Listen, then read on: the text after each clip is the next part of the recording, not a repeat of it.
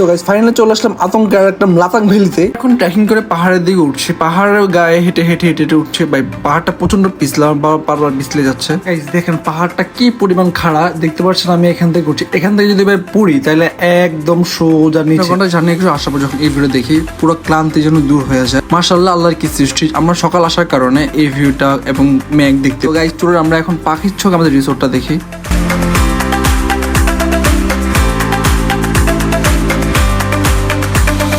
তো গাইস এটা হচ্ছে আমাদের বাইরের ভিউ, মানে আমরা যে কটেজে থাকবো সেই কটেজের বাইরে হচ্ছে কিছুটা এমন। আমাদের সকালে নাস্তা দিয়ে দিচ্ছে এখানে ডিম খিচুড়ি। আমি এখানে রেটিং করবো 10/5, কজ তাদের খিচুড়ির কোয়ালিটি খুবই খারাপ এবং দেখতে পাচ্ছেন খুবই তেল। ফাইনাল হচ্ছে আমরা আমাদের রিসোর্টে চেকিং করে ফেললাম। তো এখন হচ্ছে আমাদের রিসোর্ট, আমরা আমাদের রুম নিয়ে ফ্রেশ হয়ে বের হলাম।